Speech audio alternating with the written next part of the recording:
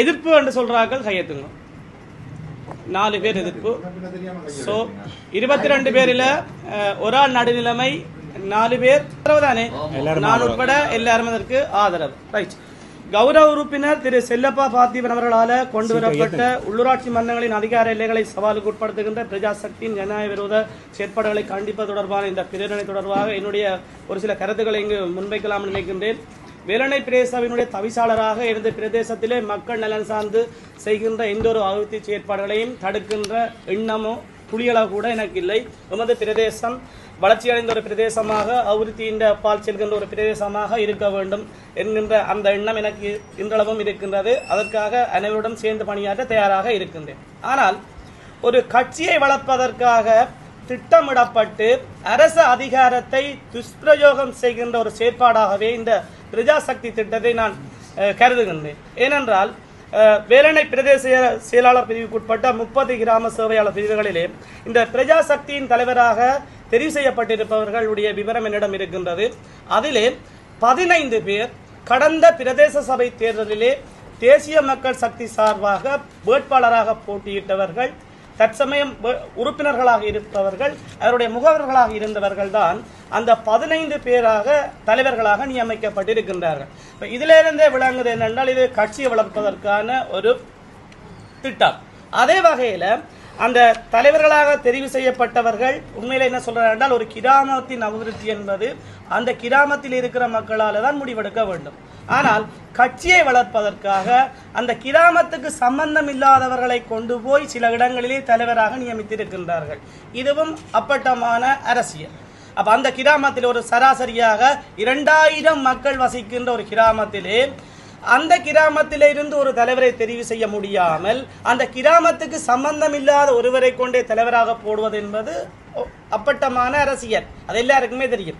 அதே டைமில் வேலணை பிரதேசத்தினுடைய எதிர்கால நன்மை கருதி வேலணை பிரதேச சபையால் எடுக்கப்பட்ட தீர்மானங்களில் ஒன்று குழாய் கிணறு அடிப்பதை தடை செய்தார்.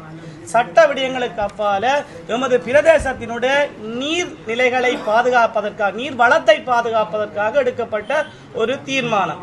இது பிரதேச சபையால இதற்குரிய கடிதங்கள் சம்பந்தப்பட்ட போலீஸ் நிலையங்களுக்கு வழங்கப்பட்டதுடன் வேலணை பிரதேச செயலாளர் கூட இந்த குழாய் கிணறு அடிப்பதை தடை செய்யுங்கள் என்று சொல்லி ஊராத்துறை போலீஸ் நிலையத்திலே அவரும் கடிதம் கொடுத்திருக்கின்றார். ஆனால் நான் ஏன் இந்த பிரஜாசக்தியை நான் தடுக்கிறேன் என்றால் ஒரு காரணம், அதாவது குழாய் கிணறு அடிப்பதால் நமது பிரதேச நீர்வளமானது இல்லாதொழிக்கப்படும், கடல் நீராக மாறும் என்று தெரிந்திருந்தும் ஒரு கிராம சபையாளர் பிரிவிலே 38 குழாய் கிணறு அடிப்பதற்கான கோரிக்கை அந்த பிரதேச பிரஜாசக்தி தலைவரால் கேட்கப்பட்டிருக்கு. நாங்கள் நிச்சயமாக உங்களுக்கு குழாய் கிணறு அடித்து தருவோம், ஆகவே பேரை தாருங்கள் என்று ஒரு வட்டாரத்தில் மாத்திரம் 38 பேர் கொடுத்திருக்கிறார்கள் என்றால், அதே டைமில் யோசிச்சு பாருங்க, சராசரியாக இதை இவர்கள் தொடர்ச்சியாக முன்னெடுக்கின்ற சந்தர்ப்பத்தில் 30 கிராம சேவையாளர் பிரிவிலும் இதே அதாவது அவர்கள் எடுத்த தரவு ஒரு குறிப்பிட்ட பிரதேசம், குறிப்பிட்ட குறைந்தளவான சரத்தொகை உள்ளது. சராசரியாக இப்படியே போனால் 1000க்கு மேற்பட்ட குழாய் கிணறுகளை அடிப்பதற்கு இவர்களே வழிகோலி விடுவார்கள். அதன் அடிப்படையிலும் வேலணை பிரதேசத்தினுடைய அதிகார எல்லையை, அதிகார வரம்பு, வேலணை பிரதேசபையினுடைய அதிகார வரம்புக்கு அப்பால், அதாவது எங்களுடைய அதிகாரத்தை பறிக்கின்ற செயற்பாடுகளை இந்த பிரஜாசக்தியினுடைய பிரஜாசக்தி அமைப்பானது மேற்கொள்ளுமாக இருந்தால், எங்களுடைய அதிகாரங்களை சவாலுக்கு உட்படுத்துமாக இருந்தால், அதனூடாக வருகின்ற இந்த திட்டத்தையும் வேலணை பிரதேசபையின் ஆளுகைக்கு உட்பட்ட பகுதியிலே நடைமுறைப்படுத்துவதற்கு எந்த ஒரு சந்தர்ப்பத்திலும் நான் அனுமதி அளிக்க மாட்டேன் என்று இந்த இடத்திலே கூறிக்கொண்டு, மக்கள் நலன் சார்ந்து இணைந்து பயணிக்க விரும்பினால் அனைவரும் ஒற்றுமையாக இணைந்து பயணிக்க இந்த இடத்திலே தயாராக இருக்கிறேன் என்ற அந்த கருத்தையும் கூறிக்கொண்டு, பிரஜாசக்தியினுடைய நோக்கம் நல்ல நோக்கமாக இருந்தால் அதை வரவேற்கிறேன். ஆனால் அரசியல் ஒட்டுமொத்தமாக அரசியலை கட்சியை வளர்க்கின்ற நோக்கமாக இருப்பதன் காரணமாக அதனை நான் முழுமையாக எதிர்க்கிறேன் என்று இந்த இடத்திலே என்னுடைய கருத்தை பதிவு செய்கின்றேன். அந்த வகையில் கௌரவ உறுப்பினர் செல்லப்பா பார்த்திபனுடைய பிரேரணைக்கு அடுத்ததாக கௌரவ உறுப்பினர் தர்மலிங்கம் சஞ்சி உரிய கௌரவங்களை பாதுகாக்கின்ற உச்ச அதிகார பயிர்வை நியமிக்கின்ற ஒரு அமைப்பு இருக்கிறது. ஒரு நாட்டுக்குரிய உயரிய நாட்டுக்குரியது அரசியல் அமைப்பு. இந்த அரசியல் அமைப்பின் பிரகாரம் பிரதேசங்களையும் கிராமங்களையும் உட்கட்டுமானங்களையும் மேம்படுத்துகின்ற அல்லது அபிவிருத்தி செய்கின்ற அந்த அதிகார பகிர்வு உள்ளூராட்சி மன்றங்களுக்கு வழங்கப்பட்டிருக்கு. கடந்த காலங்களிலே இந்த நடைமுறை தொடர்ச்சியாக பின்பற்றப்பட்டுகின்ற இருந்தும் சமீப காலமாக எங்களுடைய உள்ளூராட்சி மன்றங்களுடைய அதிகார எல்லைகளையும் உள்ளூராட்சி மன்றங்கள் மக்கள் மத்தியிலே கொண்டு போய் சேர்க்க வேண்டிய பொறுப்பான விடயங்களையும் உள்ளூராட்சி மன்றங்களுக்கு உள்ள கடமைகளையும் சவாலுக்கு உட்படுத்துகிற விதமாக தற்போதைய ஆட்சியாளர்களினால் இந்த விடயங்களுக்கு ஒரு ஜனநாயக விரோத செயற்பாட்டின் ஊடாக, அதாவது பெரியா சக்தி என்கின்ற பெயரிலே இந்த செயற்பாட்டை இலங்கை பூராகவும் குறிப்பாக தமிழர் தாயக பிரதேசங்களிலே இந்த விடயங்களை கொஞ்சம் ஆழமாக முன்னெடுத்து வருகிறார். இது உண்மையிலே 100% அரசியல் நிகழ்ச்சி நிரலோடு தொடர்புடைய ஒரு விஷயம். ஆளுகின்ற ஒவ்வொரு தரப்பும் தங்களுடைய அரசியலை தக்க வைத்துக் கொள்ள வேண்டும் என்பதற்காகவும் நீண்ட அரசியல் மூலோபாய திட்டங்களை முன்னெடுக்க வேண்டும் என்பதற்காகவும் இப்படியான சில விடயங்களை செய்வது வளமை.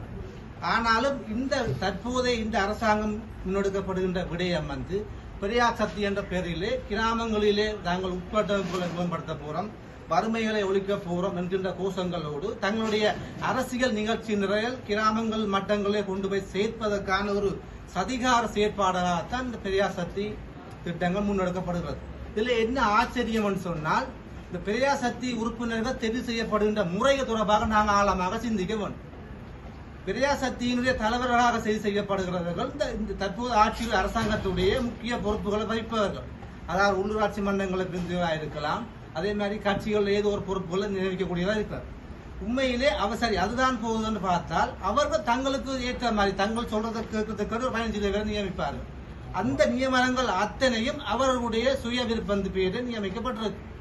ஒரு ஜனநாயக கட்டமைப்புகளை நாங்கள் மதிக்கிற நாடாக இருந்தால் உண்மையிலே இந்த நிர்வாகம் எந்த அடிப்படையில செயற்பட தொடங்குது? இந்த நிர்வாகங்களை நாங்கள் தேர்வு செய்யப்படுவது மக்கள் மத்தியிலிருந்து நிர்வாக தெரிவு வர வேண்டும். வெறுமனவே அரசியல் சார்ந்து அரசியல் கட்சிகள் தங்களுக்கு இசைவானவர்களை பற்றிக்கொண்டு தங்களுடைய நிகழ்ச்சி நிரலை கிராமங்களில் எப்படி செயற்பட வேண்டும், எதிர்கால அரசியலுக்கு எப்படி வலு சேர்க்க வேண்டும் என்ற அடிப்படையில தான் இது முழுதாக அரசியல் சாயம் பூசப்பட்ட ஒரு செயற்பாடு. இதுல இன்னொரு விடயம் என்னவென்றால், உங்களுக்கு வடிவா தெரியும், இன்றைக்கு ஒரு கிராமத்தினுடைய அத்தனை செயற்பாடுகளும் இந்த 25 பேர் கொண்ட குழுவினால் தான் தீர்மானிக்கப்படுமாக இருந்தால், இந்த கிராமத்தின் தலையெழுத்தை இந்த 25 பேர் தான் தீர்மானிப்பதாக இருந்தால் அது என்ன ஜனநாயகம்? இன்றைக்கு அப்படியான சொன்னால் இன்றைக்கு பல லட்சம் கோடி செலவழிச்சு உள்ளூராட்சி மன்ற தேர்தலும் தேவையில்லை, அதுக்கு ஒரு நிர்வாக கட்டமைப்பு தேவையில்லை, உறுப்பினர்கள் தேவையில்லை, ஆளணி வளம் தேவையில்லை, ஒன்றும் தேவையில்லை, அவர்களை கொண்டு சேரலாம். இன்றைக்கு மக்களுடைய வரி பணத்தை செலவு செய்து ஒரு மக்களுக்கு ஜனநாயக தீர்ப்பின் பிரகாரம் உள்ளூராட்சி மன்றங்களுக்கு உறுப்பினர்கள் தெரிவு செய்யப்பட்டிருக்கிறார்கள். ஆகவே இப்படி ஒரு சந்தர்ப்பத்தில் அந்த அவ்வாறான ஜனநாயகத்தின் குரல்களை நசுக்கிற விதமாக சான்றோண்டித்தரமாக சர்வாதிகார போக்கிலே இவ்வாறான ஒரு செயற்பாடு முன்னெடுக்கப்படுகிறது. சரி, அது வச்சு கொள்ளுவோம். இன்றைக்கு அந்த தீர்மானங்களை முடிவெடுக்கிற தரப்பு யாரு? அந்த 25 பேர் கொண்ட குழு. ஒரு முழுக்க கட்சி நலனாய் முதன்மைப்படுத்துகின்ற செயற்பாடு செய்கிற அந்த குழுவால எப்படி கிராமத்தின் முழு மக்களுடைய பிரதிபலிப்பாக அவர் செயற்பட முடியும்? அவருடைய முன்னெடுத்த அபிவிருத்தி திட்டங்கள் எப்படி முழு மக்களையும் போய் சேரும்? அவர்கள் விரும்புகிற அந்த தரப்பை தான் போய் சேரும். அப்படியா சொன்னா இதுதான் ஜனநாயகம். இன்றைக்கு நாட்டில் உள்ள உயர் பதவியில் இருக்கிற ஜனாதிபதியாக இருக்கலாம், மக்கள் பிரதிநிதியாக இதெல்லாம் வானத்திலிருந்து குதிக்கலையே. மக்களுடைய போட், மக்களுடைய ஆணையின் பிரகாரம் வந்தவர்கள். அப்ப இப்படியானவர் வந்தவர்கள் இன்றைக்கு என்ன செய்ய வேணும்? அந்த ஆணையை மதிக்க வேணும். இந்த நாட்டிலே நீங்கள் மக்களுக்கு தலைமைத்துவத்தை வழங்க விரும்பினால், கிராமங்களில் நீங்கள் தலைமைத்துவத்தை வழங்க விரும்பினால், நீங்கள் அதற்கு நீங்கள் உரியவரார் என்றதை நீங்கள் நிரூபிக்க வேண்டும். இன்றைக்கு நாட்டுடைய சட்டம் உங்களுக்கு என்ன சொல்லுது? அது ஒரு பக்கம் இருக்கட்டும். இப்படியான செயற்பாடை நீங்க செய்கிறீர்கள், மேலும் கண்டிக்கத்தக்கது. அதிகாரம் இருக்கு என்பதற்காண்டி அராஜக ரீதியில சர்வாதிகார போக்குல ஜனநாயகத்தை குழி புதைக்கின்ற விதமாக இந்த ஜனநாயக விரோத செயற்பாடுகளை நாங்கள் முற்றாக எதிர்க்கிறோம், கடுமையான கண்டனங்களையும் தெரிவிக்கிறோம். அதே நேரம் இதுல என்ன வேடிக்கைன்னு சொன்னால், இன்றைக்கு ஒரு கிராமங்கள்ல நிர்வாக கட்டமைப்பை பார்க்கறதுக்கு பிரதேச செயலத்தினூடாக கிராம செயலாளர் இருக்கிறார், அபிவிருத்தி உத்தியோகஸ்தர் இருக்கிறார், சமுத்தி உத்தியோகஸ்தர். இவர்களுக்கு மேல தலைமைத்துவத்தை வழங்குவதாரு? இந்த பிரதேசத்தின் தலைவர். இன்றைக்கு இத்தனை அரசு திணைக்களங்கள் இருந்தும் அரசியல் திணைக்களங்கள் ஊடாக நாட்டினுடைய முன்னேற்றத்துக்கு தேவையான அத்தனை செயற்பாடுகளை முன்னெடுக்கிறதாக இருந்தும் கூட இந்த அரசியல் சாயம் பூசப்பட்ட அரசியல் தலைவர்கள் அந்த அத்தனை முடிவையும் தீர்மான முடிவெடுப்பார்களா இருந்தால் இது எப்படி இந்த நாடு எப்படி முன்னேறும்? இந்த பிரதேசம் எப்படி முன்னேறும்? நாங்கள் தான் தீர்மானிக்கிறோம். இது மிகவும் கண்டனத்துக்குரிய விடயம். எதிர்காலத்திலே இதுல என்ன விடயம், உண்மையான விடயம் என்னென்றால், இப்போது ஆட்சியில் இருக்கக்கூடிய அரசு தரப்புகள் இத்தனை கால சமீப கால வெற்றிக்கு அனைத்தும் கிராம மட்டங்களில் இருந்த பங்களிப்பு மிக அதிகம். அதே போல பல தசாப்த கால இந்த அரசினுடைய அந்த ஆட்சியாளருடைய தக்க வைப்புக்கும் கிராமத்தில் இந்த கட்டமைப்புகள் போதிய அளவு ஆதரவு வழங்கி இருக்கிறது. எந்த அனுபவம் தான் கடந்த காலங்களிலே தமிழ் பிரதேசங்களில் இந்த கட்டமைப்பை கொண்டு வரையெல்லாம் தடுமாறி கொண்டிருக்க பொழுது இப்போ தங்களுக்கு இருக்க ஆட்சி அதிகாரங்களை பயன்படுத்தி வலுக்கட்டாயமாக திணிக்கப்பட்ட ஒரு செயற்பாடு. இது ஒரு அதிகார துஷ்பிரயோகம். இன்றைக்கு நாங்கள் ஊழல் இல்லை என்றோம், அதிகாரத்தை துஷ்பிரயோகம் செய்ய மாட்டோம் என்றோம், வீண்விரயம் செய்ய மாட்டோம். ஆனால் இன்றைக்கு கடந்த கால அரசு என்ன செயற்பாட்டை செய்ததோ அதே செயற்பாட்டை தான் இன்றைக்கு இந்த அரசு செய்கிறது. இது முழுவதுமாக ஜனநாயக விரோத செயற்பாடு. இதை நாங்கள் நிச்சயமாக கண்டிக்கப்பட வேண்டியவை. அதே நேரம் நாங்கள் இந்தியாவில் இருக்கிற எவருமே கிராமங்கள் பிரதேச அபிவிருத்தி திட்டங்களுக்கு எதிரானவர்கள் இல்லை.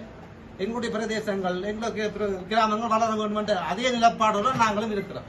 ஆனால் இங்கே இருக்கக்கூடிய நிர்வாக கட்டமைப்புகளுக்கு நீங்கள் உரிய கௌரவத்தை வழங்க வேண்டும். நீங்கள் இப்படியான மக்கள் பிரதிநிதியாக இருக்க மாட்டேன். நீங்கள் மெம்பர்மார் போய் சத்தியம் பண்ணுகிறீங்க என்னண்டு அரசியல் ஜாப்பை நான் மூட மாட்டேன். ஆனால் அரசியல் ஜாப்பில் உங்களுக்கு எந்த இடத்துல உங்களுக்கு இந்த அதிகாரம் வழங்கி இருக்கு? எந்த அமைச்சுக்குள்ள பிரஜாசக்தி வருது? ஜனாதிபதி நேரடியாக நிர்வாகத்துக்குள்ள வருதா பிரஜாசக்தி? யாருக்கு அந்த அதிகாரம் இருக்கு? எங்க இருக்கு? யாரும் சொல்லிடுமா? இதுவரை காலமும் பிரதேச மட்டங்களிலும் மாவட்ட மட்டங்களில் இருந்த அரசியல் தலையீடுகள் இப்ப நேரடியாக கிராமத்துக்கு கொண்டு போகிற செயற்பாடு. காலங்காலமா டிசிசி சியாமன் இருந்த அரசியல் செயற்பாடு இப்ப நேரடி எங்க கொண்டு போடுறீங்க? கிராமத்தில் கொண்டே போடுறீங்க. நீங்கள் அரசியல் நிகழ்ச்சி செய்வதாக இருந்தால் அதுக்கு நீங்க வேறு நடைமுறையை நீங்க பின்பற்றலாம். அதற்காண்டி ஜனநாயக விரோத செயற்பாடுகளை நீங்கள் நிச்சயம் இந்த அரசாங்கம் நிறுத்த வேண்டும். இந்த செயற்பாடுகளுக்கு நாங்கள் மிகவும் கண்டனங்களையும் எங்கள் எதிர்ப்பையும் தெரிவிக்கிறோம். அதே போல எங்களுடைய அதிகார எல்லைக்குள்ள பிரதேச சபையுடைய அதிகார எல்லைக்குள்ள எந்த அபிவிருத்தி திட்டங்களை உங்களுடைய திட்ட முன்மொழிகள் உள்வாங்கப்பட்டால் பிரதேச சபையினுடைய அனுமதியோட தான் நீங்க அதை செய்ய. அரசாங்கத்தினாலே கொண்டு வரப்பட்ட பல வேலை திட்டங்களில் இதுவும் ஒன்று. அதாவது தேசிய ரீதியில் முன்னெடுக்கப்படுகின்ற ஒரு வேலை திட்டம். அந்த வேலை திட்டத்தின் பயனாக கிராமங்களிலே வறுமை ஒழிப்பை முக்கியமாக கொண்டு உருவாக்கப்பட்டதுதான் இந்த தேசிய வறுமை ஒழிப்பு திட்டம் பிரஜாசக்தி. அந்த வகையில நீங்கள் கூறுகின்ற மாதிரி அதனூடாக பிரதேச சபையினுடைய வேலை திட்டங்களாக இருக்கலாம் அல்லது பிரதேச சபையினுடைய எந்த விதமான முயற்சிகளையும் இது தடுக்காது என்பதை நீங்கள் முதல்ல புரிந்து கொள்ள வேண்டும். ஏனென்றால் நாங்கள் பிரஜாசக்தி மூலம் எங்களுடைய கிராமத்திலே முன்னெடுக்கின்ற வேலை திட்டங்கள் பிரதேச மட்ட அபிவிருத்தி குழுவுக்கு வரும். அங்கு நீங்கள் அதாவது தவிசாளர் உட்பட உபதவிசாளரும் அங்கு இருப்பீர்கள். அந்த இடத்துல அது உங்களுக்கு பாதகமாக இருக்குதா இல்லையா என்ற சம்பந்தமாக நீங்கள் அதிலே உங்களுடைய எதிர்ப்பை தெரிவிக்கலாம். அதை விடுத்து நீங்கள் மற்ற இன்னொரு உறுப்பினர் கேட்டிருந்தார், மாகாண சபைகள் பாராளுமன்றங்கள் துறை என்னத்துக்கு இந்த நான் கேட்கின்ற இந்த இரு சபைகளும் இருந்தும் எங்களுடைய கிராமத்தில் உள்ள மக்களுடைய வறுமையை ஒழிக்க முடிஞ்சதா? இதுவரை காலமும் நான் அறிஞ்சு எத்தனையோ கிராமங்கள்ல வறுமைப்பட்ட மக்கள் இன்றளவும் வறுமையில தான் இருக்கின்றார்கள். ஆகவே இது கிராமமயப்படுத்தப்பட்ட ஒரு வேலை திட்டம். மக்களுடைய பிரச்சனைகளும் மக்களுடைய வாழ்வாதாரமும் அந்த மக்களினாலேயே சரி செய்யப்பட வேண்டும் என்று அந்த ஒவ்வொரு ஜிஎன் டிவிஷனுக்களாலேயே அந்த கிராமத்தில் இருக்கின்ற ஒரு 20 பேரை முதன்மைப்படுத்தி தான் இந்த வேலை திட்டத்தை கொண்டு போகின்றோம்.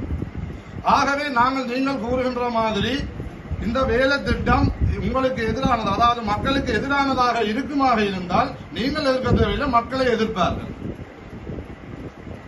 சரிதானே? நான் அதைத்தான் இந்த இடத்துல ஒரு மக்கள் எதிர்ப்பார்கள். அடுத்த இன்னொரு 4 வருடத்திலே நாங்கள் இதை கொண்டு போகின்ற இந்த வேலை திட்டம் பிழையானதாக இருக்குமா என்றால் அந்த மக்கள் எதிர்ப்பார்கள். ஆகவே நீங்க இதை கொண்டு வந்த பிரச்சனைக்கு நாங்கள் எதிராகத்தான் என்னுடைய கருத்து. நான் அதற்கு உடன்படுகிறேன். மேலதிக செய்திகளுக்காக எமது யூடியூப் தளத்தை சப்ஸ்கிரைப் செய்யுங்கள்.